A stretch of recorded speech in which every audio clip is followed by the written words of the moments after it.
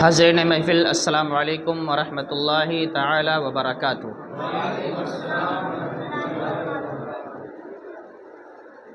الحمد للہ وکفی وسلام علی عبادہ الذین اصطفی، اما بعد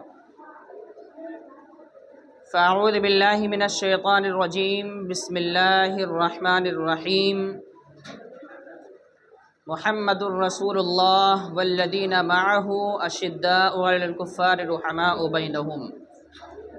صدق اللہ المولانا العظیم وبلغنا رسولہ النبی الامین المختار الکریم، ونحن علی ذلک لمن الشاہدین والشاکرین والحمد للہ رب العالمین۔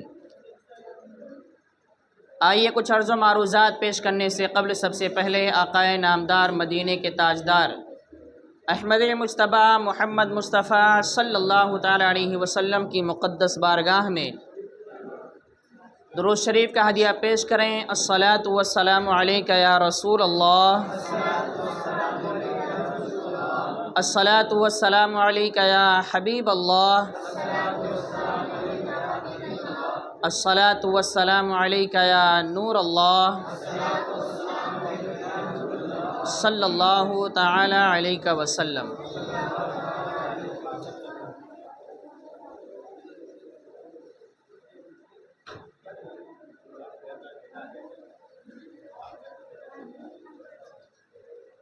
مؤذن صاحب کو بولو اندر کی آواز تھوڑا سا بڑھائیں، اندر کی۔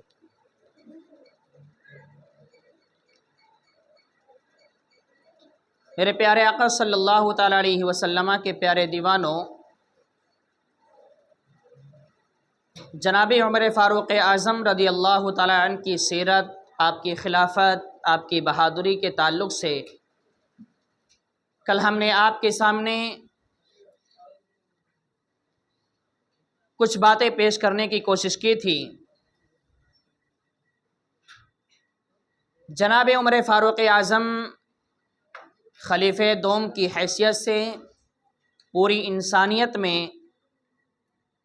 جناب صدیق اکبر کے بعد سب سے افضل و اعلیٰ ہیں، اور آپ کا مقام ہمارے نزدیک اور آپ کے نزدیک بہت ہی عرفہ و اعلیٰ ہے، اور آپ سمجھتے بھی ہیں اور آپ جانتے بھی ہیں۔ آپ کی خلافت بھی بے مثال ہے،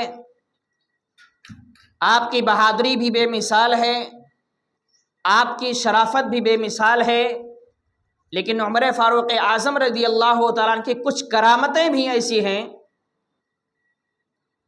جو آپ سے صادر ہوئیں، جسے ہم سن کر یہ سمجھ سکتے ہیں کہ جناب عمر فاروق اعظم رضی اللہ تعالیٰ عنہ کا مقام کیا ہے، ان کا رتبہ کیا ہے۔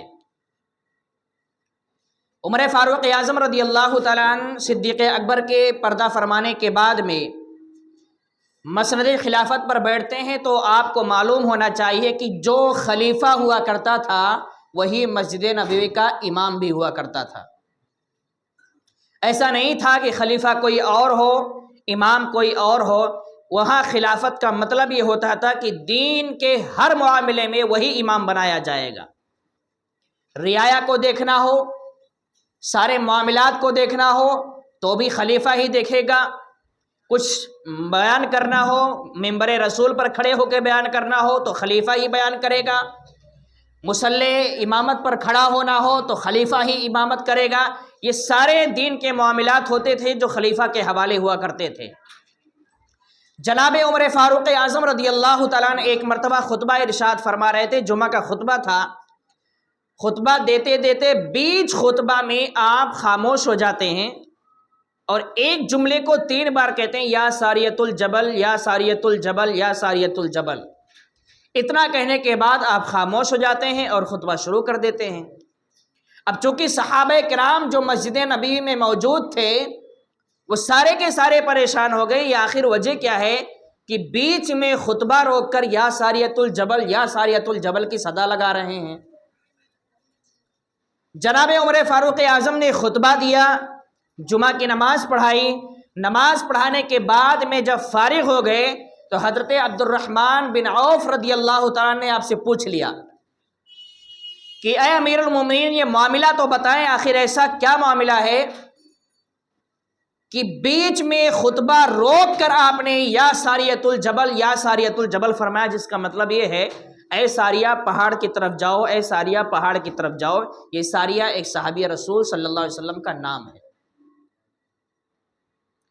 آپ نے فرمایا کہ واللہ میں نے جو یہ خطبہ ارشاد فرمایا اور خطبہ روک کر بیچ میں نے یا ساریۃ الجبل کی صدا لگائی، میری نگاہیں دیکھ رہی تھیں کہ ایک لشکر جو ہے وہ دشمنوں سے، مشرکین سے مقابلہ کر رہا ہے، اور مجھے ایسا لگا کہ آگے سے اور پیچھے سے دشمن گھیرے ہوئے ہیں، تو میری نگاہوں نے دیکھا تو میں نے بیچ میں ان سے کہا کہ اے ساریہ، چونکہ ساریہ اس لشکر کے سردار تھے، آپ نے کہا اے ساریہ پہاڑ کی طرف چلے جاؤ، اے ساریہ پہاڑ کی طرف چلے جاؤ تاکہ حفاظت ہو جائے۔ حضرت عبد الرحمن سے آپ یہ ارشاد فرماتے کچھ دنوں کے بعد میں حضرت ساریہ کا ایک قاصد ایک خط لے کر آتا ہے، اور اس خط میں لکھا ہوتا ہے کہ ہم جمعہ کے دن مقابلہ کر رہے تھے، اور اتنے میں ایسا لگ رہا تھا کہ ہم شکست کھا جائیں گے، ہم ہار جائیں گے، لیکن ایک آواز جمعہ کے عین وقت میں ایک آواز جاتی ہے، اے ساریہ پہاڑ کی طرف جاؤ، اے ساریہ پہاڑ کی طرف جاؤ۔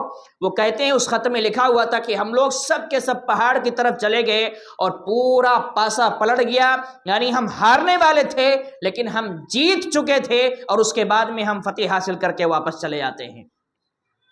یہاں بتانے کا مقصد یہ ہے کہ مسجد نبوی کے ممبر پر کھڑے ہو کے جناب عمر فاروق اعظم خطبہ ارشاد فرما رہے ہیں، اور آپ کی نگاہیں کئی کوسوں میل پہاڑوں کے پیچھے کیا ہو رہا ہے یہ سب کچھ عمر فاروق اعظم مسجد نبوی میں کھڑے ہو کے دیکھ رہے ہیں۔ یہ آپ کی کرامت ہے کہ اللہ نے آپ کی نگاہوں میں وہ طاقت عطا فرمائی تھی کہ آپ مسجد نبوی میں کھڑے ہونے کے باوجود کوسوں میل دور جو پیٹھ پیچھے کی چیز ہے، جس کا کسی کو خبر نہیں ہے، جس کے بارے میں کسی کو کوئی علم نہیں ہے، عمر فاروق اعظم اسے بھی دیکھ رہے ہیں۔ یہ بھی اگر کہا جائے تو یہ بھی ایک طرح کا علم غیب ہی ہے کہ جو نگاہوں کے سامنے نہیں ہے، نگاہ سے چھپا ہوا ہے، اسے بھی عمر فاروق اعظم مسجد نبوی میں کھڑے ہو کے دیکھ رہے ہیں۔ آپ اس سے اندازہ آپ لگائیں کہ جب عمر فاروق اعظم کی نگاہ اور ان کی بصارت کا یہ عالم ہے تو محبوب خدا کی نگاہ اور بصارت کا عالم کیا ہوگا۔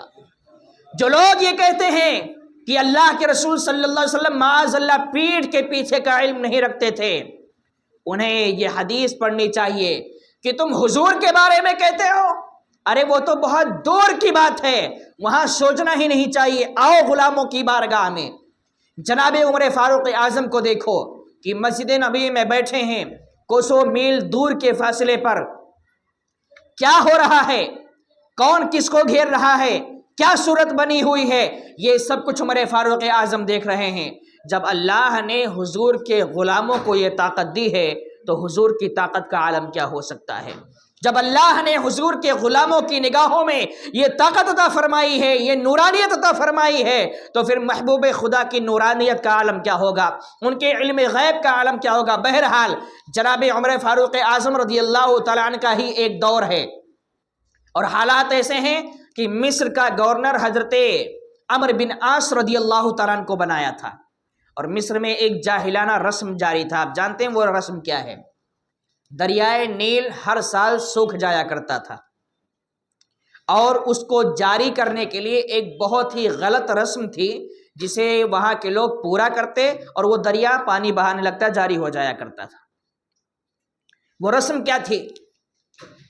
دریائے نیل سوکھنے لگا، جب آہستہ آہستہ سوکھنے لگا تو وہ ایک مہینہ تھا جس کی 11 تاریخ کو ان کا ہر سال کا وہ تاریخ فکس ہوتا تھا، اسی تاریخ کو وہ جاتے تھے اور وہ کام ادا کرتے تھے۔ اب چونکہ عمر فاروق اعظم کی طرف سے مصر کا گورنر حضرت عمرو بن عاص بنے ہوئے ہیں، تو ظاہر سی بات ہے اب گورنر کے پاس جائیں گے، ان سے مشورہ لیں گے، انہیں کہیں گے کہ ایسا ایسا معاملہ ہو گیا۔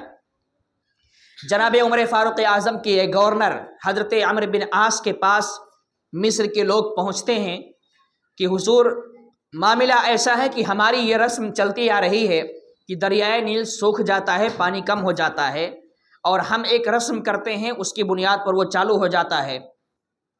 حضرت عمرو بن عاص نے فرمایا وہ رسم کیا ہے، وہ بتاؤ مجھے۔ تو رسم کیا تھی معلوم ہے؟ انہوں نے کہا کہ ہم یہ کام کرتے ہیں کہ 11ویں تاریخ کو ایک خوبصورت لڑکی جس کے پاس ہوتی ہے، اس لڑکی کو لیتے ہیں، اس کے ماں باپ کو پہلے راضی کرتے ہیں، اور اس خوبصورت لڑکی کو خوبصورت کپڑا پہناتے ہیں، زیور پہناتے ہیں، اچھے سے پہلے اس لڑکی کو سجاتے ہیں، اور سجانے کے بعد لے جا کے دریائے نیل میں ڈال دیتے ہیں، دریائے نیل کا پانی اوپر آ جاتا ہے۔ یعنی نہر جاری کرنے کے لیے، دریا جاری کرنے کے لیے انسان کی ہر سال بلی دی جاتی تھی، اور بلی بھی کیسی؟ خوبصورت لڑکی جو سب سے خوبصورت ہونی چاہیے۔ حضرت عمرو بن عاص رضی اللہ تعالیٰ عنہ جب یہ سنتے ہیں تو روحیں کانپ جاتی ہے، اور فرماتے ہیں ان ھذا لا یکون ابدا فی الاسلام، کہ اسلام میں ایسا ہرگز نہیں ہو سکتا ہے، جو ہو چکا وہ ہو چکا، اب کبھی اسلام میں ایسا نہیں ہوگا۔ اسلام اس کی اجازت نہیں دیتا کہ نہر جاری کرنے کے لیے، سمندر جاری کرنے کے لیے، دریا جاری کرنے کے لیے انسان کی بلی دی جائے اس کے بعد پانی جاری ہو، ہرگز نہیں ہو سکتا۔ لوگوں نے کہا پھر کیسے ہوگا؟ تو آپ نے کہا ٹھیک ہے، وقت آنے دو، دریائے نیل کو سوکھنے دو، پھر دیکھتے ہیں کیا کرنا ہے۔ کچھ دن گزرے کہ واقعی میں دریائے نیل سوکھ گیا۔ حضرت عمرو بن عاص گورنر تھے، آپ کی ذمہ داری تھی، آپ نے ایک خط عمر فاروق اعظم رضی اللہ تعالیٰ عنہ کے نام لکھا کہ حضور ایسا ایسا معاملہ ہے، دریائے نیل سوکھ چکا ہے، یہاں کے لوگوں کی یہ رسم تھی کہ اس طریقے سے ایک لڑکی کو سجاتے تھے، کپڑے پہناتے تھے، اس کے ماں باپ کو راضی کرتے تھے، اور دریا میں ڈال دیتے، پانی آ جایا کرتا تھا۔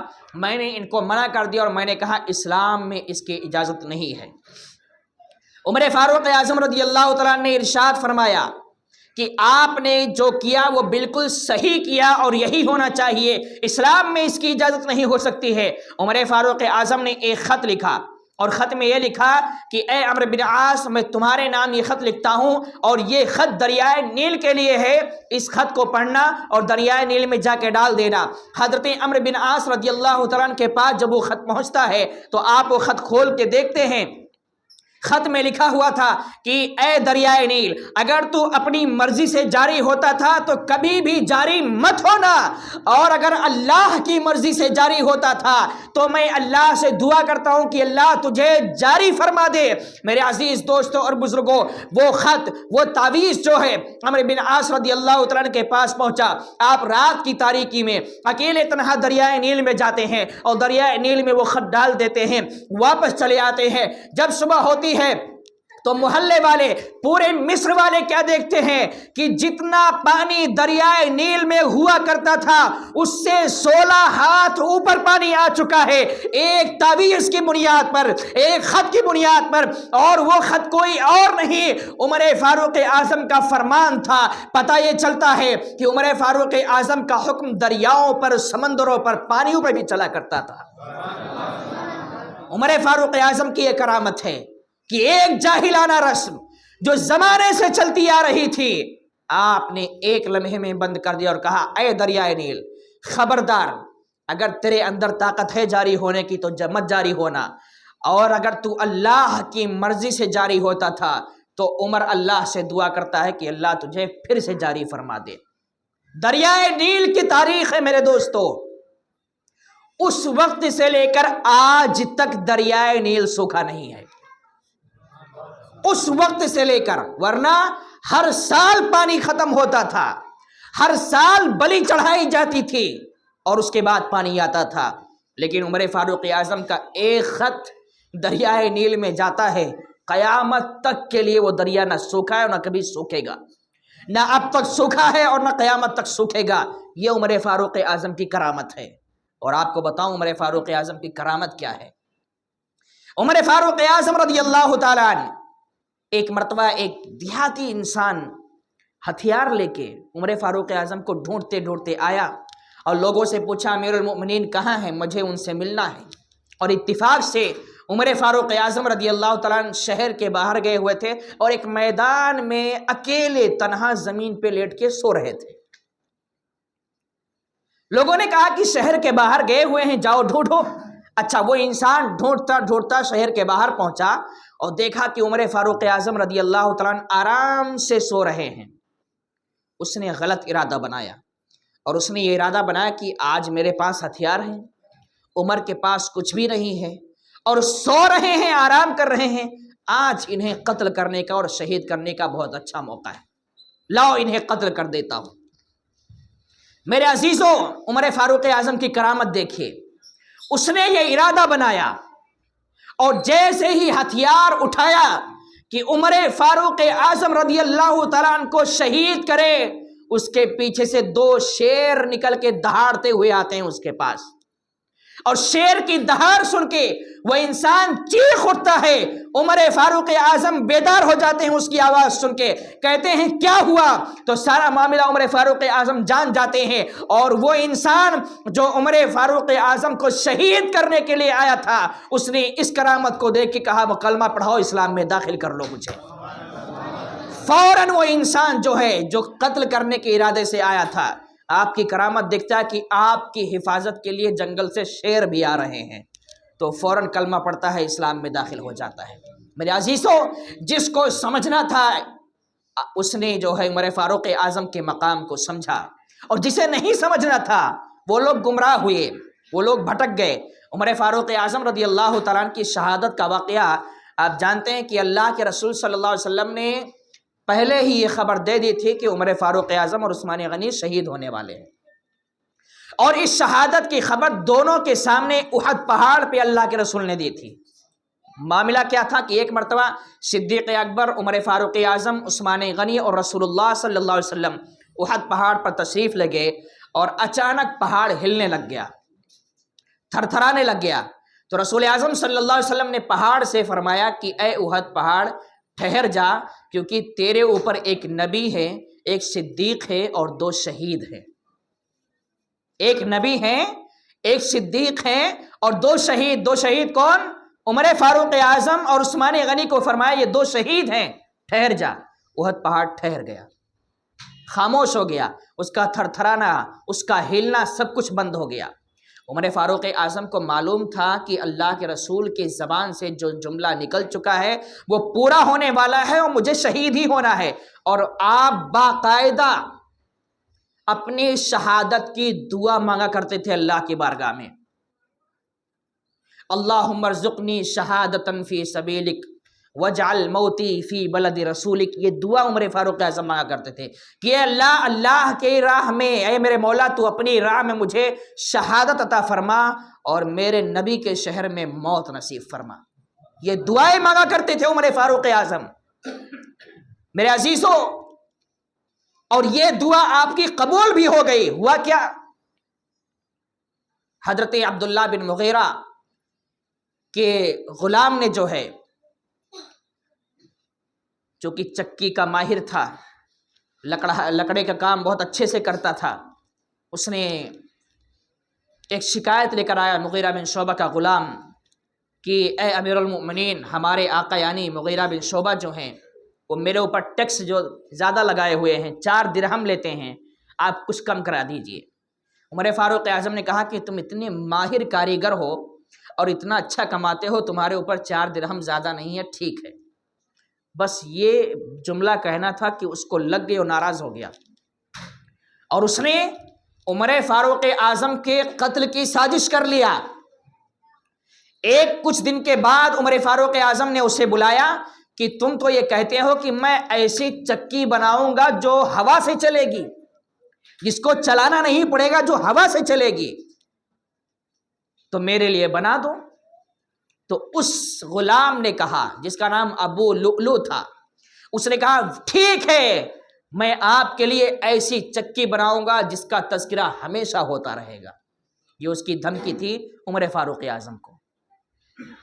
عمر فاروق اعظم رضی اللہ تعالیٰ عنہ کچھ نہیں کہتے ہیں، وہ چلا گیا۔ آپ کو معلوم ہو گیا، آپ کہتے ہیں کہ دیکھو یہ مجھے قتل کی دھمکی دے کر گیا، چاہتے تو پکڑ لیتے، بند کر دیتے، قتل کر دیتے، حکومت تھی، خلافت تھی، کچھ بھی کر دیتے، لیکن نہیں، کیونکہ خوشخبری یہ مل چکی تھی رسول اعظم کی زبان سے کہ شہید ہونا ہے تو بلا وجہ اس کو مارنا، اس کو بند کرنا، اگر اسی کے ہاتھ سے میری شہادت لکھی ہے تو اسی کے ہاتھ سے شہید ہونا ہے۔ آپ نے کہا جانے دو، لیکن یہ بندہ جو جا رہا ہے، مجھے دھمکی جو دیا ہے وہ معمولی دھمکی نہیں، یہ قتل کی دھمکی، شہادت کی دھمکی دے کے جا رہا ہے۔ چلا گیا اس نے، اور اس نے پوری تیاری کی، ایک وقت اس نے تلاش کیا کہ کون سا وقت مناسب رہے گا، تلوار تیار کیا، ہتھیار تیار کیا چھپا کر، اور عمر فاروق اعظم کے فجر کی نماز کے وقت میں وہ تاڑ میں لگ گیا کہ یہ نماز پڑھانے کے لیے جائیں، پھر ان کے اوپر حملہ کیا جائے۔ سارے نمازیوں کی طرح وہ بھی نماز میں شامل ہوا، جماعت میں شامل ہوا۔ عمر فاروق اعظم اپنے گھر سے نکلے، مسجد نبوی میں گئے، مصلی امامت پر بیٹھے، نماز پڑھانے کا انتظام کیا، اور ایک جملہ آپ فرمایا کرتے تھے نماز جماعت کھڑی ہونے سے پہلے کہ صفوں کو سیدھی کر لیجئے، یہ عربی میں آپ فرمایا کرتے تھے۔ اب جب انہوں نے یہ اعلان کیا کہ صفوں کو سیدھی کر لیجئے تو یہ پیچھے تھا، صفیں سیدھی کرنے کے بہانے سے اگلی صف میں آ گیا اور بالکل حضرت عمر فاروق اعظم کے پیچھے ٹھہر گیا کہ بھائی حملہ کرنا ہے، مارنا ہے تو پیچھے سے تو ہو نہیں پائے گا، بالکل پیچھے رہنا پڑے گا۔ عمر فاروق اعظم رضی اللہ تعالیٰ نیت باندھتے ہیں، نماز شروع فرما دیتے ہیں، اور اس نے اتنے زوردار 3 مرتبہ حملہ کیا کہ عمر فاروق اعظم کو بہت گہرا زخم آیا، بہت گہرا زخم آیا، اور آپ فوراً وہیں پر بالکل مجبور ہو گئے، لاچار ہو گئے۔ بہرحال وہ اس آپ کو مارنے کے بعد میں بھاگتے ہوئے 13 لوگوں پہ حملہ کیا، 13 صحابہ پہ، جن میں سے 6 وہیں پر شہید ہو گئے، اور ایک دیہاتی صحابی تھے، اجمی تھے، وہ نماز میں شریک تھے، انہوں نے دیکھا بھاگ رہا ہے تو انہوں نے اپنی چادر اس کے اوپر پھینک دی کہ پکڑ لے۔ جب چادر میں وہ لپٹ گیا، سوچا پکڑ جاؤں گا، تو اس نے خود بھی اپنی خودکشی کر لی۔ جس سے عمر فاروق اعظم کو مارا تھا اسی سے اپنی بھی خودکشی کر لی۔ 6 صحابہ کرام اس وقت شہید ہو چکے تھے۔ عمر فاروق اعظم لاچار ہو گئے، مجبور ہو گئے۔ حضرت عبد الرحمن بن عوف رضی اللہ تعالیٰ آگے بڑھتے ہیں اور چھوٹی چھوٹی سورت پڑھ کے نماز پڑھاتے ہیں۔ نماز پڑھایا، نماز مکمل ہوئی، عمر فاروق اعظم کو اٹھا کر گھر پہ لائے۔ زخم اتنا گہرا تھا، اتنا گہرا تھا کہ لانے کے بعد آپ کو نبیذ پلائی گئی تو نبیذ پیٹ میں جانے کے بجائے باہر آ گیا۔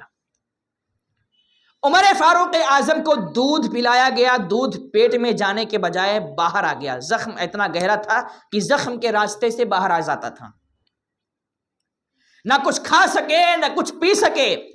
تکلیف اتنی ہے کہ برداشت سے باہر ہے، لیکن پھر بھی امت کی فکر لگی ہوئی ہے۔ عمر فاروق اعظم رضی اللہ تعالیٰ عنہ جس وقت یہ حالت تھی، 3 دن تک آپ اس زخم کی حالت میں تھے۔ لوگ دیکھنے آتے، ملاقات کرنے آتے، آپ کی عیادت کرنے آتے جاتے۔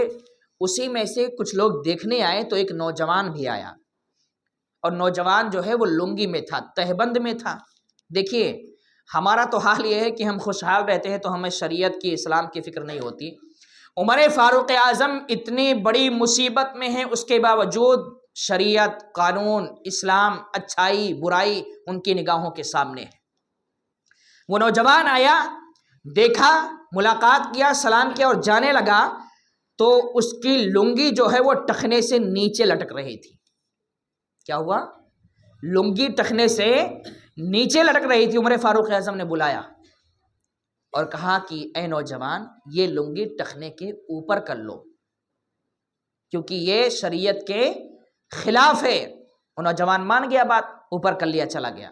بتانے کا مقصد یہ ہے کہ اس حالت میں بھی جہاں انسان کو صرف اپنی فکر ہوتی ہے اور انتظار کرتا ہے کب روح نکلے گی، کب روح نکلے گی، لیکن عمر فاروق اعظم کو معلوم ہے کہ شہید تو ہونا ہی ہے، لیکن اس سے پہلے بھی جتنی ہو سکے دین کی خدمات کر لیا جائے، تبلیغ کر لی جائے، برائیوں سے لوگوں کو روکا جائے۔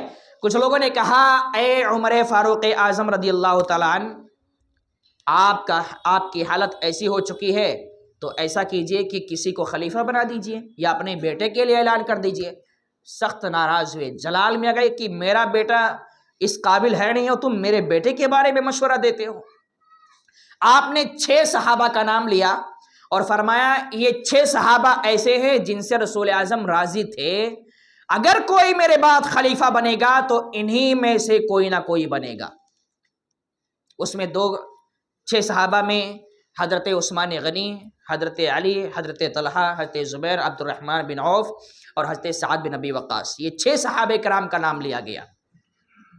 بہرحال معاملہ یہیں پر رک گیا، خلافت کا کوئی اعلان نہیں ہوا کہ کون خلیفہ ہے۔ عمر فاروق اعظم نے لوگوں کے حوالے چھوڑ دیا کہ مشورہ کرنا اور ان 6 میں سے جس کو چاہے نا تم خلیفہ بنا دینا، یہ تمہارے اوپر موقوف کیا جاتا ہے۔ عمر فاروق اعظم رضی اللہ تعالیٰ عنہ ایک تمنا تھی، وہ باقی تھی۔ اپنے بیٹے سے کہا کہ جاؤ حضرت عائشہ رضی اللہ تعالیٰ عنہ کے پاس اور ان سے کہہ دینا کہ یہ غلام اپنے دونوں صاحبوں کے ساتھ میں رہنا چاہتا ہے، یعنی انتقال کے بعد، روح جدا ہونے کے بعد دفنایا جاؤں تو کہیں اور نہیں، میں حضور کے قدموں میں دفنایا جاؤں، میری یہ خواہش ہے اور میں یہی چاہتا ہوں۔ حضرت عبداللہ بن عمر آپ کے صاحبزادے حضرت عائشہ رضی اللہ تعالیٰ عنہ کے پاس گئے اور پوچھا کہ ابا کی خواہش یہ ہے، یہ چاہتے ہیں کہ حضور کے قدموں میں دفنایا جائے۔ تو حضرت عائشہ رضی اللہ تعالیٰ عنہ نے فرمایا کہ وہ جگہ تو میں نے اپنے لیے رکھی ہوئی ہے، وہ جگہ تو میں نے اپنے لیے رکھی ہوئی ہے، لیکن آج عمر کو میں فوقیت دیتی ہوں، میں اجازت دیتی ہوں، اگر عمر کی یہ خواہش ہے تو دفنانے کے لیے وہ جگہ میں ان کو دے دیتی ہوں۔ حضرت عبداللہ بن عمر رضی اللہ تعالیٰ عنہ کا انتظار ہو رہا کہ آئیں، جواب لے کر آئیں، ہاں کا جواب ہے کہ نہ کا جواب ہے۔ آپ آئے تو کہا ابا جان وہ تو تیار ہے، انہوں نے اجازت دے دی ہے۔ پھر بھی عمر فاروق اعظم کو لگا کہیں ایسا نہ ہو کہ حضرت عائشہ نے تکلف میں اجازت دے دیا ہو۔ کہا جاؤ پھر سے پوچھ کے آؤ، کوئی زبردستی نہیں ہے، خوشی سے پوچھ کے آؤ۔ حضرت عبداللہ بن عمر پھر گئے اور وہاں سے پھر پوچھ کے آئے تو یہی جواب ملا کہ میں عمر کے لیے پوری اجازت دیتی ہوں، وہ یہاں دفن ہونا چاہتے ہیں تو ان کے لیے اجازت ہے۔ حضرت عمر فاروق اعظم رضی اللہ تعالیٰ عنہ کو یہ خوشخبری جب ملی تو اس تکلیف کے عالم میں بھی آپ بہت خوش ہوئے اور اس کے بعد میں کچھ دیر آپ اسی طریقے سے آپ کی زندگی کرتی رہی اور جسم اور روح کا تعلق ختم ہو گیا اور اب شہادت کے جام سے نوش فرما چکے تھے۔ میرے عزیزوں، میرے دوستوں، بتانے کا مقصد یہ ہے کہ یہ شہادت عمر فاروق اعظم رضی اللہ تعالیٰ عنہ کی کوئی معمولی شہادت نہیں تھی۔ آج ہمیں اور آپ کو معلوم پڑ جائے کہ فلاں ہمیں تکلیف پہنچانے والا ہے تو ہم اس کو کچھ نہ کچھ کر کے راستے پہ ٹھکانے پہ لگانے کے لیے تیار ہو جاتے ہیں، پولیس کیس کر دو، یہ کر دو، وہ کر دو، کچھ کر دو، ہمارے کنارے بھی نہ پائے۔ عمر فاروق اعظم کے سامنے ابو لؤلؤ کچھ بھی نہیں تھا، حکومت آپ کی تھی، خلافت آپ کی تھی، آپ چاہتے تو پکڑتے اور زندگی بھر جیل میں ڈال دیتے۔ جیل کا نظام چل رہا تھا عمر فاروق اعظم کے دور میں، لیکن کچھ نہیں کیا کیونکہ رسول اعظم کی حدیث تھی کہ حضور نے فرما دیا شہید ہونا ہے تو شہید ہونا ہے۔ بہرحال آپ کی خلافت کا دور ختم ہو گیا، آپ شہید ہو گئے، رسول اعظم صلی اللہ علیہ وسلم کے قدموں میں آپ دفن کر دیے گئے۔ اب عثمان غنی رضی اللہ تعالیٰ عنہ کا دور آیا۔ کون عثمان غنی؟ جن کے بارے میں تقریباً آپ کی شہادت کے موقع پر جمعہ میں ہم نے کچھ باتیں بیان کی تھی۔ وہی عثمان غنی جو داماد رسول کے ساتھ ساتھ ذو النورین ہیں، اور یہ ایک ایسی فضیلت ہے عثمان غنی کے لیے جو کسی کو نہ ملی ہے اور نہ قیامت تک مل سکتی ہے۔ بتایا تھا میں نے کہ نبی کی 2 بیٹیاں کسی ایک شخص کی نکاح میں نہ کبھی پہلے آئی ہیں نہ قیامت تک آئیں گی، یہ تنہا عثمان غنی کی فضیلت ہے کہ نبی کی بیٹی، اور وہ بھی عام نبی نہیں، سید الانبیاء کی 2 بیٹیاں آپ کی نکاح میں گئی ہیں۔ اور عثمان غنی کی یہی فضیلت نہیں ہے، بدر کے موقع پر سارے لوگ نکل گئے، عثمان غنی چونکہ حضرت رقیہ رضی اللہ تعالیٰ عنہ کی طبیعت خراب تھی، ان کی عیادت کے لیے رکے ہوئے تھے، خدمت میں لگے ہوئے تھے، بدر میں نہیں گئے تھے، پھر بھی اللہ کے رسول نے آپ کو بدریوں میں شمار فرمایا اور فرمایا کہ عثمان بدر میں نہیں آئے ہیں، پھر بھی انہیں عام صحابہ کی طرح انہیں ثواب بھی ملے گا اور اصحاب بدر میں ان کا شمار بھی ہوگا، اور جو حصہ سارے صحابہ کو ملے گا وہی حصہ عثمان غنی کو بھی ملے گا۔ اور ہوا بھی وہی کہ آپ نہیں گئے، نبی کی بیٹی کی خدمت میں لگے ہوئے تھے، اللہ کے رسول نے آپ کو مقام عطا فرمایا کہ آپ کو اصحاب بدر میں شامل فرمایا اور اس میں سے آپ کو حصہ بھی عطا فرمایا۔ اور یہی نہیں، اللہ کے رسول صلی اللہ علیہ وسلم بیعت رضوان فرما رہے تھے، مقام حدیبیہ میں سارے صحابہ سے بیعت لے رہے تھے، اور اس وقت بھی عثمان غنی وہاں پر موجود نہیں تھے۔ غور سے سنیے گا یار، یہ افراتفری مت کرو ادھر ادھر۔ جناب عثمان غنی رضی اللہ تعالیٰ عنہ بیعت رضوان کے موقع پر نہیں تھے، سارے صحابہ حضور کے ہاتھ میں ہاتھ دے کر بیعت کر رہے ہیں، اور عثمان غنی حضور کی طرف سے مکہ معظمہ قاصد بن کر گئے تھے۔ اب ہوا یہ کہ سارے صحابہ حضور کے ہاتھوں پر بیعت کر چکے، معاملہ یہ کھڑا ہوا کہ بھائی عثمان ہے نہیں تو بیعت کیسے کریں گے؟ رسول اعظم صلی اللہ علیہ وسلم نے عثمان غنی کی فضیلت دیکھی، فرمایا عثمان نہیں ہے تو کیا ہوا، اللہ بھی عثمان سے راضی ہے اور میں بھی عثمان سے راضی ہوں۔ اور آپ نے اپنے ہاتھ کو ایسے اپنے ہاتھ پہ مارا، ایسے مارا اور فرمایا یہ میرا ہاتھ ہے اور یہ عثمان کا ہاتھ ہے، یہ دیکھو عثمان مجھ سے بیعت کر رہا ہے۔ یعنی عثمان کے ہاتھ کو اللہ کے رسول نے اپنا ہاتھ فرمایا اور اپنے ہاتھ کو عثمان کا ہاتھ فرمایا، اور فرمایا عثمان مکے میں ہے چلے گا، وہ یہاں نہیں ہے، لیکن میں اپنے اعتبار سے عثمان کا ہاتھ سمجھ کے بیعت کر رہا ہوں، اور یہ سمجھ لو عثمان نہیں ہے پھر بھی تمہارے ساتھ وہ بیعت کر رہے ہیں۔ یہ ایک ایسی فضیلت عثمان غنی کی ہے، یعنی حضور نے اپنے ہاتھ کو عثمان کا ہاتھ فرمایا، یہ فضیلت کسی صحابی کو نہیں حاصل ہے، کسی صحابی کے لیے نہیں فرمایا کہ میرا ہاتھ عثمان کا ہاتھ ہو، اور ہاتھ پہ ہاتھ رکھ کے باقاعدہ اسے مرید ہوئے اور فرمایا دیکھو یہ عثمان مجھ سے مرید ہو رہا ہے، مجھ سے بیعت ہو رہا ہے۔ یہ عثمان غنی رضی اللہ تعالیٰ عنہ ہے۔ عثمان غنی رضی اللہ تعالیٰ عنہ جب اسلام قبول کیے تو ان کے ساتھ کیا ہوا تھا؟ اچھا یہ بھی ہے کہ عثمان غنی رضی اللہ تعالیٰ عنہ کس کے کہنے پہ اسلام قبول کیے تھے؟ اللہ کے رسول کے کہنے پہ صدیق اکبر، اور صدیق اکبر کے کہنے پہ عثمان غنی اسلام قبول کیے تھے۔ عثمان غنی ان لوگوں میں سے ہیں جنہوں نے صدیق اکبر کی دعوت پہ اسلام قبول کیا۔ اسلام کیا قبول کیا، ان کے گھر میں تو کوہرام برپا ہو گیا، ماں باپ بھائی بہن جتنے گھر میں تھے سب مخالف، اور چاچا تو اتنا ظالم نکلا کہ رسی میں باندھ دیا اور کہا جب تک تم اسلام کو چھوڑو گے نہیں، واپس نہیں آؤ گے ہمارے دین میں، ہمارے مذہب میں، جب تک تمہیں رسی سے نہیں کھولیں گے۔ عثمان غنی بھی اتنے پکے تھے کہ کہا اے چچا جان، تم یہ سوچتے ہو کہ رسی میں باندھ کے مجھے پھیر لے جاؤ گے اسلام سے؟ یہ باندھنے کی بات تو بہت دور کی بات ہے، جسم کے ٹکڑے ٹکڑے بھی کر ڈالو تو اب عثمان واپس نہیں آ سکتا، کیونکہ دل میں نبی کی محبت اور اللہ کا خوف بیٹھ چکا ہے۔ اور جب انسان کے دل میں اللہ کا خوف بیٹھتا ہے تو انسان دنیا کی کسی طاقت سے نہیں ڈرتا ہے، ڈرتا ہے انسانوں سے وہی ہے جو اللہ سے نہیں ڈرتا ہے۔ اسی لیے کہتے ہیں کہ ان اصحاب کے طریقے پر چلو، اپنے دلوں میں اللہ کا خوف بٹھاؤ، کوئی بھی ترم کھاں آ جائے اس کا ڈر ہمارے بیچ میں نہیں ہوگا۔ بہرحال یہ عثمان غنی ہے۔ اب آئیے عثمان غنی کی فضیلت کیا ہے۔ عثمان غنی رضی اللہ تعالیٰ عنہ یہ ایک ایسے صحابی ہیں جنہوں نے اللہ نے ان کو دولت سے نوازا تھا۔ دولت تو اللہ بہتوں کو دیتا ہے، آپ جانتے ہی ہیں، لیکن دولت کے ساتھ دل یہ بہت کم کو ملتا ہے۔ ورنہ بیچارے جو غریب رہتے ہیں وہ کہتے ہیں یار میں غریب ہوں، اگر اللہ نے مجھے دولت دے دیا نا تو اکیلے پوری مسجد بنا ڈالوں گا، اکیلے یہ کر ڈالوں گا، اور جب اللہ دے دیتا ہے تو سب سے بڑے کنجوس بن جاتے بیچارے۔ جو جن کے پاس نہیں ہے وہ یہ تمنا کرتے ہیں کہ اللہ دے گا تو یہ کروں گا، یہ کروں گا، یہ کروں گا، اللہ نے دے دیا تو اب کنجوسی آ گئی۔ دولت کے ساتھ دل جو ہوتا ہے نا بہت کم لوگوں کو ملتا ہے، کہ دولت بھی ہو اور اللہ کی راہ میں خرچ کرنے کا جذبہ بھی ہو، بہت کم لوگ ہوتے ہیں۔ آپ بھی اپنے بیچ میں دیکھتے ہوں گے ایک سے ایک کنجوس بیٹھے ہوتے ہیں، بڑے سے بڑے کنجوس، لکھ پتی، کروڑ پتی، ارب پتی، کھرب پتی، لیکن 10 روپیہ مسجد میں دینے کے لیے نہیں ہوتا ہے، ایسے بھی لوگ ہوتے ہیں۔ بہرحال عثمان غنی رضی اللہ تعالیٰ عنہ، قرآن کی آیتیں ان کی شان میں کئی نازل ہوتی ہیں، اور آپ کو بتاتا ہوں، آپ نے سنا ہوگا تبوک کا واقعہ ہے نا، جنگ تبوک کا واقعہ۔ تبوک کے موقع پر حالات اتنے برے تھے صحابہ کے کہ کسی صحابی کے پاس کھانا کھانے کے لیے کچھ نہیں تھا۔ روایتوں میں آتا ہے کہ درخت کے پتے کھا کھا کر صحابہ گزارا کر رہے تھے۔ کوئی کر پائے گا آج کے دور میں؟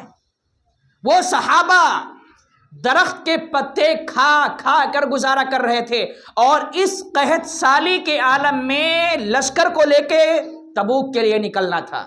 رسول اعظم صلی اللہ علیہ وسلم کھڑے ہوئے اور ایک جوشیلی تقریر صحابہ کے بیچ میں کی۔ کیسی تقریر؟ اللہ کی راہ میں خرچ کرنے کے تعلق سے، کہ جب تقریر کروں گا، فضیلت بیان کروں گا تو لوگ کھڑے ہو جائیں گے، جسے آج بھی ہوتا ہے جب کچھ چندے کی ضرورت ہوتی ہے تو ہم لوگ کیا کرتے ہیں؟ صدقے کے تعلق سے، خیرات کے تعلق سے، اللہ کی راہ میں خرچ کرنے کی فضیلت پہ بیان کرتے ہیں تو اللہ کچھ لوگوں کے دل میں رحم ڈالتا ہے اور وہ نکالنے لگتے ہیں۔ ایسے ہی رسول اعظم صلی اللہ علیہ وسلم نے تقریر فرمائی کہ کون ہے تم میں سے جو آج ایسی مصیبت کے وقت میں ان صحابہ کے لیے سہارا بنے اور ان کے کھانے پینے کا انتظام کرے۔ فوراً عثمان غنی کھڑے ہو گئے، یا رسول اللہ صلی اللہ علیہ وسلم 100 اونٹ کو میں پورے ساز و سامان کے ساتھ اللہ کی راہ میں وقف کرتا ہوں۔ 100 اونٹ معمولی نہیں ہے، اس دور میں اونٹ پر ہی مارکیٹ کے سامان لد کر آیا کرتے تھے۔ آپ نے فرمایا اونٹ اور اونٹ کے ساتھ جو بھی سامان ہے وہ سارے سامان، اونٹ بھی اور سامان بھی، 100 اونٹ آپ کے حوالے کرتا ہوں۔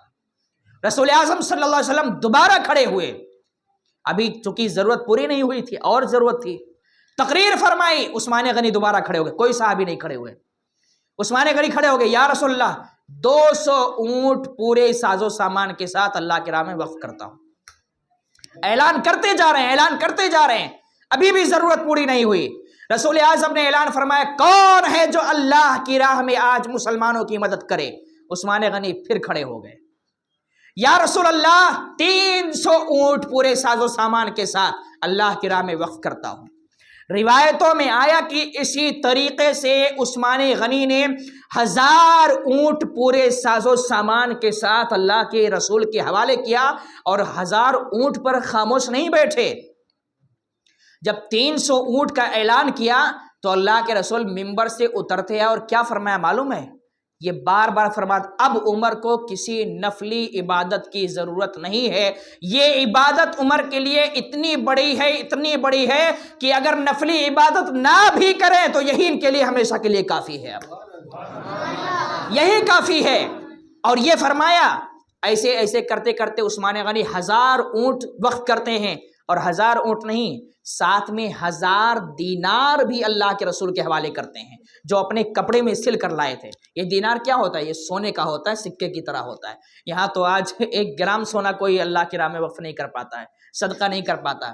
وہ 1000 دینار پتہ نہیں کتنے تولے ہو گئے تھے، وہ بھی حوالے کر دیا۔ یا رسول اللہ تکلیف کسی کو نہیں ہونی چاہیے عثمان کے ہوتے ہوئے، اللہ نے عثمان کو نوازا ہے تو اسی لیے نوازا ہے کہ میں اللہ کی راہ میں خرچ کروں، اور جتنا میں اللہ کی راہ میں خرچ کرتا ہوں اللہ عثمان کو اتنا ہی نوازتا چلا جاتا ہے۔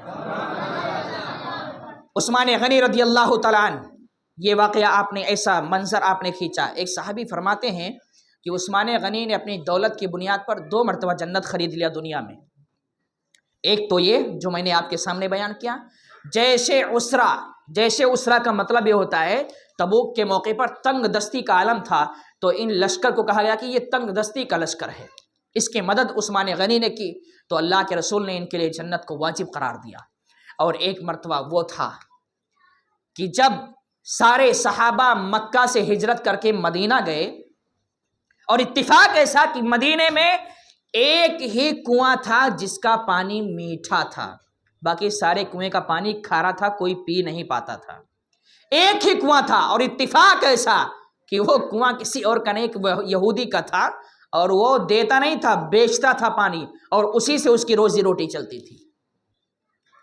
اللہ کے رسول صلی اللہ علیہ وسلم نے فرمایا کہ دیکھو، اعلان کیا، خطبہ ارشاد فرمایا کہ معاملہ ایسا ہے کہ پانی کے لیے بہت دقت ہے، کوئی ایسا ہے جو مسلمانوں کے لیے، لوگوں کے لیے پانی پینے کا انتظام کر دے؟ عثمان غنی کھڑے ہو گئے، اور وہ کنویں کے مالک یہودی کے پاس گئے اور سودا کرنے کے بعد خریدنا چاہا کنویں کو، لیکن وہ دینے کے لیے تیار نہیں تھا۔ کیوں معلوم ہے؟ وہ بیچ کے اپنی روزی روٹی چلاتا تھا، تو جس سے جو روزی روٹی کا ذریعہ اس سے بیچنے کو تیار نہیں تھا۔ اس نے کہا اے عثمان، میں کنواں بیچوں گا نہیں، پانی بیچتا ہوں، کنواں نہیں بیچوں گا، آپ کو پانی جتنا لینا ہے لے جاؤ لیکن کنواں نہیں بیچوں گا۔ عثمان غنی نے اپنا دماغ لگایا کہ آج حضور کو خوش کرنا ہے، چاہے جیسے خوش کرنا ہے، حضور کی بات ہے، خوش کرنا ہے۔ آپ نے دماغ لگایا کہ بھائی دیکھ، تیرا بھی کام چلتا رہے، میرا بھی کام چلتا رہے، پورا کنواں مت دے، آدھا کنواں مجھے دے دے، آدھا کنواں مجھے دے دے، اور اس کا جو بدلہ ہوتا ہے بدلہ لے لے۔ 12,000 درہم کے بدلے میں آدھا کنواں اس نے بیچا تھا۔ عثمان غنی خریدتے ہیں مسجد نبی میں، یا رسول اللہ میں نے اس یہودی سے کنواں خرید لیا ہے، اور پھر میں بیچنے کی بات نہیں، سارے لوگوں کے لیے وہ وقف کرتا ہوں، جس کو جتنا چاہے اس کنویں سے پانی لے سکتے ہیں۔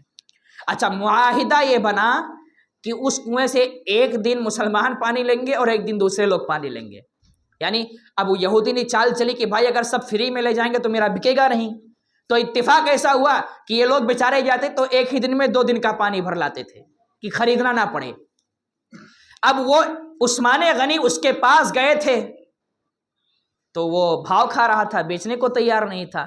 اب وہ بیچارہ مجبور ہو گیا کہ اب تو پانی ہی نہیں بک رہا ہے، سب اپنے تو اپنے، غیر بھی عثمان غنی کے کنویں سے۔ عثمان غنی نے اعلان کر دیا، مسلمان ہو، یہودی ہو، نصرانی ہو، کوئی بھی ہو، وہ عثمان کے کنویں سے پانی لینا چاہتا ہے تو سب کے لیے فری ہے۔ اب سارے لوگ فری کا پانی لے کے جا رہے، یہودی سے کوئی پانی خرید ہی نہیں رہا ہے۔ اب یہودی مجبور ہو کے عثمان غنی کے پاس آیا، بھیا معافی چاہتا ہوں، یہ آدھا بھی خرید لو، اب کیا کروں گا، میرا بکے گا نہیں، تو اس سے اچھا ہے تم ہی خرید لو۔ عثمان غنی نے کہا پہلے تیرا بھاؤ تھا، اب میرا بھاؤ ہے، پہلے تو نے 12,000 میں کہا، میں نے خرید لیا، اب بھاؤ گراؤ، کیونکہ مجھے ضرورت نہیں، اب تجھے ضرورت ہے نا، تو بیچنا چاہتا ہے، بھاؤ گراؤ۔ بھاؤ کم کرتے کرتے 8,000 درہم میں آئے۔ عثمان غنی نے کہا ٹھیک ہے دے دو، خریدا۔ یا رسول اللہ، وہ آدھا بھی عثمان نے خرید لیا، اور اعلان کرتا ہوں، آپ کو گواہ بناتا ہوں کہ آج کے بعد سب کے لیے وہ کنواں فری ہے، فری ہے، فری ہے۔ جس کو جتنے پانی کی ضرورت ہے، اپنے لیے، جانوروں کے لیے، جس کے لیے چاہے لے جائیں۔ اللہ کے رسول صلی اللہ علیہ وسلم نے فرمایا، اے عثمان، تمہارا یہ عمل اتنا اعلیٰ ہے کہ اس کے بعد تم کوئی نفل کام کرو یا نہ کرو، یہی تمہارے لیے جنت کے لیے کافی ہے، اور تمہاری اس عمل کی بنیاد پر تم پر جنت واجب ہو جاتی ہے۔ عثمان غنی رضی اللہ تعالیٰ نے اپنی دولت کے ذریعے 2 مرتبہ جو ہے وہ جنت کو خریدا۔ اور آئیے، دولت کی بات چلتی ہے نا، تو ایک واقعہ اور آپ کو سناتا ہوں۔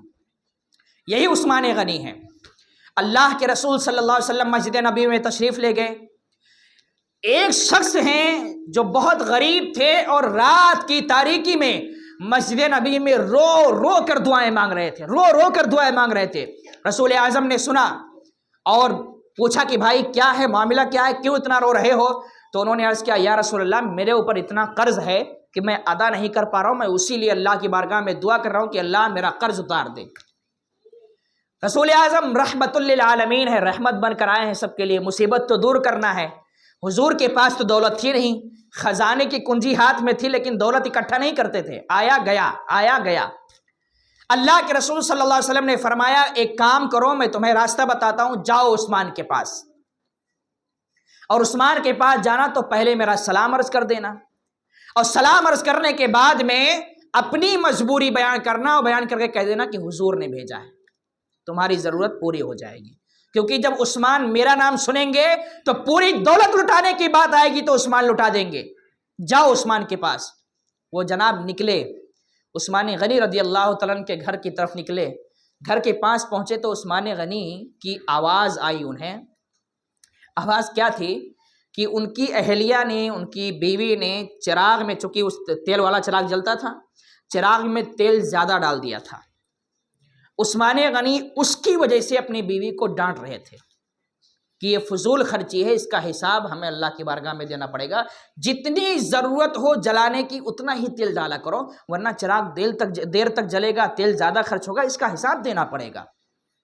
اب یہ صحابی بیچارے یہ سنتے ہیں تو ان کے دل میں آ گیا کہ جو تھوڑا سا تیل برداشت نہیں کر سکتا ہے وہ میری مدد کیا کرے گا۔ یہ واپس چلے گئے کہ چلو بھیا، یہ تھوڑی سی تیل کے لیے اتنی اپنی بیوی کو ڈانٹ رہے ہیں تو یہ میرا قرض کہاں سے اتاریں گے۔ واپس گئے، آدھے راستے میں خیال آیا کہ ٹھیک ہے اتاریں یا نہ اتاریں، لیکن حضور نے ایک چیز کہا کہ میرا سلام کہہ دینا، تو چلو حضور کا سلام پیش کر دیتے ہیں، اور میرا کام ہوا تو ٹھیک، نہیں ہوا تو ٹھیک، واپس آ جاؤں گا۔ دوبارہ گئے، دروازہ کھٹکھٹایا، پوچھا، عثمان غنی باہر آئے، کس لیے آئے ہو؟ اللہ کے رسول کا سلام پیش کیا، کیا معاملہ ہے؟ یا رسول اللہ صلی اللہ علیہ وسلم کے صحابی، آپ کی بارگاہ میں اللہ کے رسول نے مجھے بھیجا ہے، اور میں ایک قرض دار ہوں، میں ایک مجبور ہوں، مجھ سے کہا ہے کہ جاؤ عثمان، تمہارا معاملہ حل فرما دیں گے، تمہارا قرض اتار دیں گے۔ کیا قرض ہے تمہارے پاس؟ کیا تکلیف ہے؟ کون سی مصیبت ہے؟ کتنی قرض ہے؟ کتنا باقی ہے؟ یہ سوال نہیں کیا، یہاں تو ہوتا کیا کرو گے، کتنا لے جاؤ گے، کیا کرو گے، 50 سوال ہم فقیر کو دینے سے پہلے کر لیتے ہیں۔ عثمان غنی نے کوئی سوال نہیں کیا اور فرمایا ٹھیک ہے قرض اتارنا ہے، اللہ کے رسول نے بھیجا ہے، ہاتھ پکڑا اور مدینے کی جو منڈی جہاں پر عثمان غنی کا سامان اترا کرتا تھا، عثمان غنی کے اونٹ جہاں بدھا کرتے تھے وہاں لے کر گئے۔ دیکھیے دل کیسا اللہ نے دیا تھا، دولت کے ساتھ دل دیا تھا۔ عثمان غنی رضی اللہ تعالیٰ عنہ اس منڈی میں پہنچے اور اس صحابی کا ہاتھ پکڑا اور فرمایا دیکھو یہ جتنے اونٹ تمہیں نظر آ رہے ہیں اور جتنے سامان اونٹ کے اوپر نظر آ رہے ہیں، یہ اونٹ اور سارا سامان آج سے تمہارا ہو گیا ہے۔ کیا فرمایا؟ 1-2 اونٹ نہیں، روایتوں میں آیا کہ 400 اونٹ تھے اور سب پہ سامان لدا ہوا تھا، آیا تھا تجارت کا سامان، ابھی اترا بھی نہیں تھا۔ عثمان غنی نے فرمایا یہ سارا کا سارا تمہارا ہے اور مجھے اس کی ضرورت نہیں ہے۔ صحابی رسول عرض کرتے ہیں اے عثمان غنی مجھے اتنی کی ضرورت نہیں ہے، میں کروں گا تو کیا کروں گا، مجھے کوئی ضرورت نہیں ہے، میرا صرف جو ضرورت کا کام ہے وہ پورا کر دیجئے۔ عثمان غنی نے فرمایا سنو، بات ایسی ہے کہ عثمان کی زبان سے جو نکل گیا اور عثمان نے جو اللہ کی راہ میں وقف کر دیا اب وہ میرا نہیں ہے، وہ اللہ کی راہ میں وقف ہو گیا تو اللہ کے حوالے کر دیا، وہ تیرا ہے، عثمان اسے کبھی بھی واپس نہیں لے سکتا ہے۔ میرے عزیز دوستوں اور بزرگوں، وہ صحابی رسول اپنا قرض اتارنے کی بات کرتے ہیں اور کہتے ہیں میں اتنا کیا کروں گا۔ عثمان غنی نے فرمایا جاؤ اپنا قرض اتارو، اپنے بال بچوں کے لیے رکھ لو، اپنے گھر چلانے کے لیے رکھ لو، اور جو بچے اس کے تم مالک ہو، غریبوں فقیروں مسکینوں میں تقسیم کر دو۔ میرے عزیز دوستو، عثمان غنی رضی اللہ تعالیٰ عنہ کے اس فرمان کے بعد وہ صحابی رسول ہمت کرتے ہیں اور ایک سوال کرتے ہیں کہ اے عثمان یہ تو بتاؤ کہ جب میں آپ کے گھر آیا تھا تو تھوڑے سے تیل زیادہ ہونے جانے کی وجہ سے آپ اپنی بیوی کو ڈانٹ رہے تھے، یہ جب آپ اپنی بیوی کو تھوڑا سا تیل برداشت نہیں کر سکتے اس کے لیے ڈانٹ رہے تھے تو آپ کا دل اتنا بڑا کیسے ہو گیا کہ یہ سارا سامان آپ نے میرے حوالے کر دیا؟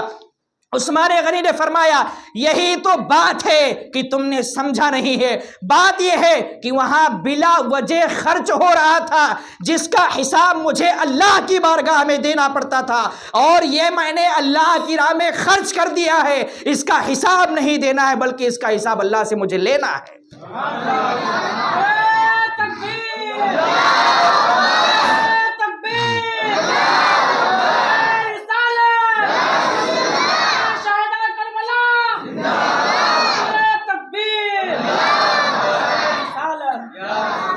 کیا فرمایا؟ اس کا حساب مجھے لینا، اس کا تو بدلہ مجھے ملنے والا ہے۔ تو جب بدلہ ملنے والا ہے تو 400 خرچ کروں گا تو اس کا اربوں خربوں ملے گا، تو خرچ کرنے میں پیچھے نہیں ہٹنا چاہیے۔ عثمان غنی نے اپنی اللہ نے دولت عطا کیا تو دولت کی بنیاد پر جنت کو خریدا۔ اور عثمان غنی سنیے، یہ عثمان غنی کا مقام، ایک مرتبہ اللہ کے رسول صلی اللہ علیہ وسلم ایک باغ میں تشریف فرماتے ہیں، حضرت ابو موسیٰ اشعری رضی اللہ تعالیٰ عنہ یہ صحابی رسول ساتھ میں تھے۔ باغ کا دروازہ کسی نے کھٹکھٹایا، آپ نے فرمایا جاؤ دروازہ کھول دو، افتح لہ وبشرہ بالجنہ، دروازہ کھول دینا اور جو بھی آیا ہے اس کو جنت کی بشارت دے دینا، کوئی بھی ہو۔ حضور کی نگاہ نبوت دیکھ رہی تھی کہ کون ہے، فرمایا جنت کی بشارت دے دینا، یہ مت پوچھنا تم کون ہو کس لیے آئے ہو، دروازہ کھولنا جنت کی بشارت سنا دینا کہ تم جنتی ہو۔ وہ گئے دروازہ کھولے تو کون تھا؟ صدیق اکبر رضی اللہ تعالیٰ عنہ تھے۔ انہوں نے کہا حضرت ابو موسیٰ اشعری نے کہ اللہ کے رسول نے آپ کو جنت کی بشارت سنائی ہے۔ انہوں نے شکریہ ادا کیا، اندر تشریف لائے اللہ کے رسول کے پاس۔ کچھ دیر کے بعد پھر دروازہ کھٹکھٹایا گیا، اللہ کے رسول نے فرمایا افتح لہ وبشرہ بالجنہ، جاؤ دروازہ کھولنا اور اس کو بھی جنت کی بشارت دے دو، کوئی بھی ہو جنت کی بشارت سنا دینا۔ وہ صحابی گئے، دروازہ کھولا تو عمر فاروق اعظم تھے، جنت کی بشارت سنا دیا، وہ بھی اندر چلے آئے۔ اب تیسری مرتبہ بھی دروازہ کھٹکھٹایا گیا تو اللہ کے رسول نے کچھ اور فرمایا، دونوں کے بارے میں فرمایا افتح لہ وبشرہ بالجنہ، کہ دروازہ کھولنا اور جنت کی بشارت دینا۔ لیکن تیسری مرتبہ فرمایا جاؤ دروازہ کھولنا، افتح لہ وبشرہ علی بلوی تصیبہ، اس کا مطلب یہ ہے کہ دروازہ کھولنا اور جو مصیبتیں ان کو آنے والی ہے ان مصیبتوں پر انہیں جنت کی بشارت سنا دینا۔ ان مصیبتوں پر گئے تو دیکھا عثمان غنی ہیں، جنت کی بشارت سنایا اور کہا دیکھو حضور نے فرمایا کہ آپ کو مصیبت آنے والی ہے اور اس مصیبت کے بدلے میں آپ کو جنت ملنے والی ہے۔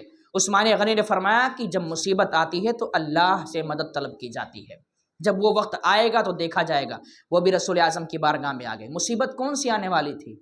شہادت کی طرف اشارہ تھا، شہادت کی طرف کہ عثمان غنی کو بے دردی کے ساتھ شہید کیا جائے گا۔ میرے عزیز دوستوں اور بزرگوں، یہی وہ عثمان غنی ہیں کہ اللہ کے رسول صلی اللہ علیہ وسلم نے ان کو اپنے ہاتھ پہ بیعت کیا مقام حدیبیہ کے موقع پر، بیعت رضوان کے موقع پر۔ بدر میں شریک نہیں ہو پائے، پھر بھی بدر میں شریک کر دیا۔ کسی نے کہا تھا جب خلافت کا ان کا موقع آیا، اور تو شیعہ حضرات نے اعتراض کیا کہ بھائی اب عمر فاروق اعظم کے بعد تو کم سے کم حضرت علی کو خلیفہ بنا دینا چاہیے تھا، لیکن اس میں بھی عثمان غنی خود خلیفہ نہیں بنے تھے۔ عثمان غنی خود خلیفہ نہیں بنے تھے۔ عثمان غنی کی خلافت کا واقعہ اس طریقے سے ہے، غور سے سنیے گا، کہ حضرت عمر فاروق اعظم نے 6 لوگوں کا نام متعین کر دیا تھا کہ 6 لوگوں میں سے جس کو آپ چاہو خلیفہ بنا لو۔ آپ جب شہید ہو گئے عمر فاروق اعظم تو 3 دن کے بعد یہ صحابہ کرام 6 لوگ بیٹھے کہ کس کو خلیفہ بنایا جائے، تو اس میں 3 حضرات نے اپنا معاملہ 3 صحابہ کرام کے حوالے کر دیا۔ اب بچے 3، یعنی حضرت علی، عثمان غنی، حضرت عبد الرحمن بن عوف، یہ 3 صحابی بچے۔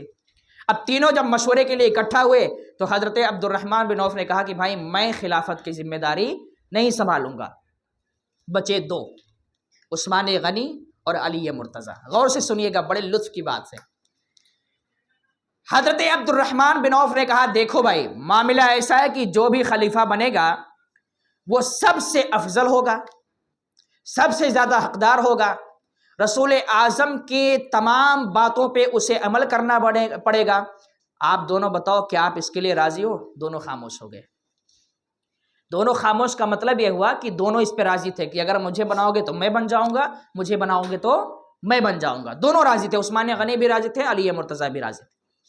اب فیصلہ کیسے ہو؟ عثمان تو یہ نہیں کہہ سکتے کہ مجھے بناؤ، علی مرتضیٰ بھی نہیں کہہ سکتے مجھے بناؤ، وہ تو فیصلہ قوم کرے گی نا کہ کون اس قابل ہے۔ قابل تو دونوں تھے لیکن مشورہ دیکھا جائے گا، کیونکہ اللہ کے رسول کے بارے میں جب اللہ نے فرمایا تھا وَشَاوِرْهُمْ فِي الْأَمْرِ کہ تمہیں ایک مشورے کی ضرورت نہیں ہے، لیکن لوگوں کا دل جیتنے کے لیے کچھ بھی کام کرو تو صحابہ سے مشورہ لے لیا کرو، یہ حضور کے بارے میں فرمایا گیا۔ اس لیے سب سے دین کے معاملات میں تو کوئی بھی فیصلہ اپنی مرضی سے نہیں لینا چاہیے، مشورہ کرنا چاہیے۔ اور آج ہمارا حال کیا ہے؟ جو مرضی میں آیا کر لیا، کسی سے مشورہ نہیں لیا۔ بہرحال حضرت عبد الرحمن نے دونوں سے کہا کہ یہ ایک کام کرو کہ آپ دونوں یہ معاملہ میرے حوالے چھوڑ دو خلافت کا، میں جس کو خلیفہ بنا دوں گا مان لو گے؟ تو دونوں نے کہا ہاں ہم مان لیں گے، جس کو چاہو آپ بنا دو۔ اب حضرت عبد الرحمن بن عوف عثمان غنی کو تنہائی ملے گئے، اکیلے میں۔ عثمان اگر میں آپ کو خلیفہ بنا دوں تو آپ تیار ہیں؟ انہوں نے کہا ہاں میں تیار ہوں۔ اگر آپ کے علاوہ علی مرتضیٰ کو بنا دوں تو آپ تیار ہیں، قبول کریں گے؟ انہوں نے کہا ہاں میں اس پہ بھی تیار ہوں۔ ٹھیک ہے، انہوں نے سائڈ کر دیا، علی مرتضیٰ کو بلایا تنہائی میں۔ اے علی اگر میں آپ کے ہاتھ پر بیعت کر لوں، آپ کو خلیفہ بنا دوں تو آپ تیار ہیں؟ آپ نے کہا ہاں میں تیار ہوں۔ اگر آپ کے علاوہ عثمان کو یا کسی اور کو خلیفہ بنا دیں آپ تیار ہیں؟ آپ نے فرمایا مجھے یہ بھی منظور ہے۔ یعنی حضرت علی اور حضرت عثمان نے دونوں نے ایک ہی جیسا جواب دیا، مجھے بناؤ یا کسی اور کو بناؤ دونوں ہمیں منظور ہے۔ اب عثمان غنی رضی اللہ تعالیٰ عنہ کے بارے میں حضرت عبد الرحمن بن عوف کی نگاہیں دیکھ رہی تھی کہ حقدار کون ہے۔ حضرت عبد الرحمن بن عوف نے حضرت عثمان غنی کا ہاتھ پکڑا اور ان کے ہاتھ پر بیعت کر لی، اور جیسے ہی آپ نے بیعت کی حضرت علی مرتضیٰ نے خوشی خوشی بیعت کر لی، جتنے صحابہ کرام تھے سب نے بیعت کر لی۔ اچھا، یہاں ایک ہی کا فیصلہ نہیں ہوا، روایتوں میں آیا کہ حضرت عبد الرحمن بن عوف نے حضرت عثمان کو خلیفہ کیوں بنایا؟ علی کو بھی بنا سکتے تھے، علی مرتضیٰ بھی اس کے حقدار تھے، اتنا اعلیٰ تھے، افضل تھے، اہل بیت میں سے تھے، سب کچھ تھا، انہیں بنانا چاہیے تھا۔ عثمان غنی کو کیوں بنایا؟ لیکن ان معاملات میں مومنین اور مسلمانوں کا مشورہ دیکھا جاتا ہے۔ روایتوں میں آیا کہ حضرت عبد الرحمن بن عوف نے الگ الگ کئی صحابہ کرام سے مشورہ لیا، بہت سارے صحابہ کرام سے مشورہ لیا تو اس میں زیادہ تر نے یہ مشورہ دیا کہ عثمان کو بنایا جائے، عثمان زیادہ حقدار ہے۔ سمجھ رہے ہیں نا؟ کس کو بنایا جائے؟ عثمان کو بنایا جائے۔ حضرت عبد الرحمن بن عوف فرماتے میں نے اپنے سے فیصلہ نہیں کیا، میں نے قرآن پر عمل کرتے ہوئے پہلے اور صحابہ کرام، بے شمار صحابہ کرام سے مشورہ لیا، کچھ نے حضرت علی کے بارے میں بھی فرمایا اور کچھ نے عثمان غنی کے، لیکن عثمان غنی کے بارے میں جنہوں نے مشورہ دیا ان کی تعداد بہت زیادہ ہے، اس تعداد کو دیکھتے ہوئے میں نے عثمان غنی کے ہاتھ پر بیعت کی ہے اور ان کو خلیفہ بنایا ہے۔ تو جو لوگ یہ اعتراض کرتے ہیں کہ یہ حقدار نہیں تھے، علی مرتضیٰ حقدار تھے، انہیں یہ معلوم ہونا چاہیے کہ یہ حدیث پڑھو، علی مرتضیٰ خود اس پر راضی تھے کہ اگر عثمان بنیں گے تو بھی مجھے منظور ہے اور میں بنوں گا تو بھی مجھے منظور ہے۔ اب فیصلہ دونوں کا تھا کہ ہم بھی چلیں گے وہ بھی چلیں گے، لیکن ایسے ایک آدمی کے کہنے سے فیصلہ نہیں ہوتا۔ یہ معاملہ ایسا جیسے اس دور میں یہ نہیں تھا، اس دور میں ووٹنگ ہے، کوئی بول دے میں پردھان منتری بنوں گا تو چلے گا کیا؟ نہیں چلے گا نا، ووٹنگ کی جائے گی، جس کو ووٹ زیادہ ملے گا وہ بنے گا۔ تو اس دور میں ووٹنگ نہیں، مشورہ، وہی مشورہ آج ووٹنگ میں بدل گیا ہے۔ وہی مشورہ جس کو ہم ووٹ کہتے ہیں نا، وہ ایک طرح کا مشورہ ہے۔ اسی وجہ سے کہا جاتا ہے کہ ووٹ ڈالو تو اپنے فائدے کے لیے مت ڈالو، انسان دیکھ کے ڈالو کہ کون قوم کے لیے فائدہ کرے گا۔ ہم کیا سوچتے ہیں، یہ ملا ہماری دیکھ بھال کرتا ہے، دو چار کو مارنا ہوگا تو مار کے چلے آئیں گے، یہ ہمیں بچا لے گا، دو تین کو لوٹنا ہے لوٹ کے چلے آئیں گے تو یہ ہمیں بچا لے گا، تو ہم اسی کو ووٹ دیں گے، اس کے پیچھے پیچھے لگے رہیں گے۔ یہ مشورہ ہے۔ مشورہ جائز ہونا چاہیے اور صحیح ہونا چاہیے، جو لگے کہ ہاں یہ بھلا کرے گا، سب کا بھلا، صرف اپنا بھلا نہیں، اس کے ساتھ جانا چاہیے۔ مشورہ تھا، ووٹ میں تبدیل ہو گیا۔ بہرحال عثمان غنی رضی اللہ تعالیٰ عنہ کی خلافت کا معاملہ آپ کی نگاہوں کے سامنے آ گیا اور آپ خلیفہ بن گئے۔ اچھا، عثمان غنی اور عمر فاروق اعظم میں ایک بہت بڑا فرق تھا۔ عمر فاروق اعظم جلالی تھے، بہت سخت مزاج تھے، اور عثمان غنی اتنے نرم مزاج تھے کہ لوگ انہیں کچھ بھی کہہ دیں وہ سن کے خاموش ہو جانے والے، بہت نرم مزاج تھے، بہت ہنسمکھ تھے۔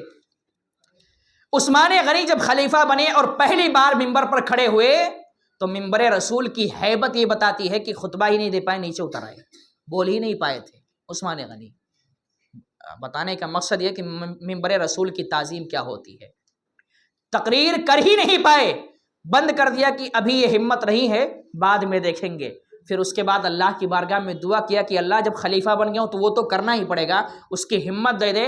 بعد میں دعا قبول ہوئی اور اس کے بعد دوبارہ جب آئے تو خطبہ دیا اور خطبہ دیا۔ اچھا، ایک چیز اور ہے، عثمان غنی جب خطبہ دینے کے لیے ممبر پر چڑھے تو ممبر کے 3 حصے تھے، پہلی سیڑھی، دوسری سیڑھی، تیسری سیڑھی، اور سب سے نیچے چوتھی سیڑھی تھی، جیسے ہمارے یہاں بھی ویسے بنی ہوئی ہے اور وہی سنت طریقہ بھی ہے۔ تو عثمان غنی رضی اللہ تعالیٰ عنہ نہ تو پہلی پہ گئے، نہ دوسری پہ گئے، نہ تیسری پہ گئے، ایک دم چوتھی نیچے والے پہ کھڑے ہوئے اور خطبہ دینا شروع کر دیے۔ بعد میں لوگوں نے پوچھا کہ یہ کیا معاملہ ہے کہ ہم نے عمر فاروق اعظم کو دیکھا، صدیق اکبر کو دیکھا کہ وہ اوپر چڑھ کے خطبہ دے رہے تھے اور آپ سب سے نیچے والے پہ کھڑے ہو کے خطبہ دے رہے تھے۔ دیکھیے، مقام صدیق اکبر، مقام عمر فاروق اعظم عثمان غنی بیان فرماتے ہیں اگر میں سب سے اوپر والے پہ کھڑا ہوتا تو یہ گمان ہو جاتا کہ میں حضور کو اپنے برابر سمجھتا ہوں، اگر میں دوسرے نمبر پہ کھڑا ہوتا تو یہ گمان ہوتا کہ میں صدیق کو اپنے برابر سمجھتا ہوں، اپنے آپ کو صدیق کے برابر سمجھتا ہوں، اگر میں تیسرے پہ کھڑا ہوتا تو یہ خیال لوگ کر سکتے تھے کہ عثمان غنی اپنے آپ کو عمر کے برابر سمجھتے ہیں، تو میں نہ عمر کے برابر ہوں، نہ صدیق کے برابر ہوں، نہ حضور کے برابر ہوں، اس لیے میں نے تینوں کا درجہ چھوڑ کے سب سے نچلے پہ کھڑا ہوا تاکہ یہ فرق واضح رہے کہ عثمان سے اعلیٰ عمر ہے، عمر سے اعلیٰ صدیق ہے، صدیق سے اعلیٰ رسول اعظم ہے۔ یہ فرق عثمان غنی نے بیان کیا ہے، یہ فرق عثمان غنی نے بیان کیا، یعنی ہر صحابی نے یہ مانا ہے کہ حضور کے بعد صدیق، صدیق کے بعد عمر، عمر کے بعد عثمان، عثمان کے بعد علی، اور علی مرتضیٰ نے خود بھی مانا ہے، جن کے بارے میں لوگ یہ کہتے ہیں کہ زبردستی لوگ خلیفہ بن گئے تھے، علی مرتضیٰ کا حق تھا، ان کو خلیفہ نہیں بننے دیا۔ یہ لوگ جہالت کی باتیں کرتے ہیں، آپ کو گمراہ کرنے بہکانے کی باتیں کرتے ہیں۔ علی مرتضیٰ کی ایک حدیث نہیں، کئی جگہوں پر آپ نے صدیق اکبر کی تعریف کی ہے، عمر فاروق اعظم کی تعریف کی ہے، عثمان غنی کی تعریف کی ہے، سب کی تعریف کی ہے۔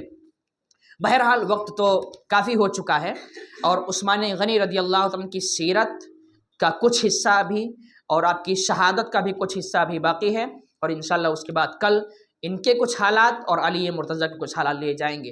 آپ سے یہی گزارش کروں گا کہ چونکہ کل کے بعد پرسوں سے کل ہی علی مرتضیٰ کا بیان شروع ہو جائے گا، اور پھر اہل بیت، شہادت کی فضیلت، پھر وہ کربلا کا منظر شروع ہوگا۔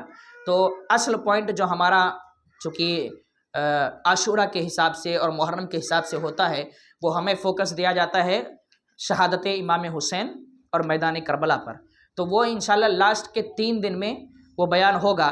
لیکن کل، پرسوں، نرسوں 3 دن ابھی جو ہمارے پاس بچا ہے، اس میں عثمان غنی کی کچھ حالات، ابھی شہادت کا واقعہ باقی ہے، علی مرتضیٰ کی فضیلت، اہل بیت کی فضیلت ہے نا، پھر شہادت کا مرتبہ کیا ہوتا ہے، یہ سب بیان ہوگا۔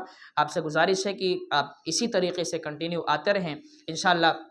آپ دیکھیں گے ایک چیز یہاں پر بیان کروں گا کہ آج کے تقریر میں آپ نے عثمان غنی کی جو فضیلت دیکھی، سنی، سب سے زیادہ فضیلت عثمان غنی کو کس بنیاد پر حاصل تھی؟ دولت کی بنیاد پر، ہے نا۔ دولت اللہ نے نوازا تھا، اور اسی دولت سے اللہ کے رسول کو بھی راضی کیا، اللہ کو بھی راضی کیا، اور دنیا میں ہی جنت کو 3 مرتبہ خرید بھی لیا۔ خریدنے کا مطلب یہ ہوتا ہے کہ جنت کے بشارت اور خوشخبری اور واجب قرار دینا رسول اعظم کی زبان سے نکلا۔ اب عثمان غنی کو کوئی شک ہی نہیں ہے کہ کیا مسئلہ آگے ہوگا، جنتی ہیں تو جنتی۔ ویسے تو سارے صحابہ، وَكُلًّا وَعَدَ اللَّهُ الْحُسْنَىٰ، اللہ نے سارے صحابہ سے جنت کا وعدہ فرمایا، سارے صحابہ سے، لیکن اس میں بھی مقام ہوگا الگ الگ، کس کا مقام کیسا، کس کا مقام ایسا۔ تو یہاں پر کہنے کا مطلب یہ ہے کہ اگر عثمان اپنی دولت کے لیے دولت کے ذریعے جنت خرید سکتے ہیں، تو ہم اور آپ جس کو اللہ نے دولت نوازا ہے، ہم بھی چاہیں تو خرید سکتے کہ نہیں خرید سکتے؟ جس طریقے سے انہوں نے غریب کی مدد کی ہے، اور اس مدد کے بدلے میں اللہ کے رسول نے آپ کو جنت کی بشارت دی، جس طریقے سے انہوں نے پانی کا انتظام کیا، اللہ کے رسول نے جنت کی بشارت دے دی، جس طریقے سے انہوں نے لوگوں کے لیے کھانے پینے کا انتظام کیا، اللہ کے رسول نے جنت کی بشارت دے دی۔ آج بھی وہ حدیثیں ثابت ہیں کہ انسان چاہے تو اپنی دولت کے ذریعے جہنم کو خرید لے، اور چاہے تو دولت کے ذریعے جنت کو بھی خرید لے، وہ اس کے اختیار میں ہے۔ اس لیے میری گزارش ہے کہ اللہ نے دولت سے نوازا ہے تو دولت کو جائز جگہوں پر خرچ کرو، اچھی جگہوں پر خرچ کرو، رسول اعظم اور اللہ رب العزت کو راضی کرو، شریعت اور قانون کو اپنی طرف نگاہوں کے سامنے رکھو، اور اس کے حساب سے عمل کرنے کی کوشش کرو۔ اللہ رب العزت کی بارگاہ میں دعا ہے کہ پروردگار عالم ہم کو، آپ کو، پوری امت مسلمہ کو ان خلفائے راشدین کے نقش قدم پر چلنے کی توفیق عطا فرمائے، نبی کریم صلی اللہ علیہ وسلم سے سچی پکی محبت کی توفیق عطا فرمائے۔ وما علینا الا البلاغ۔ السلام علیکم ورحمۃ اللہ وبرکاتہ۔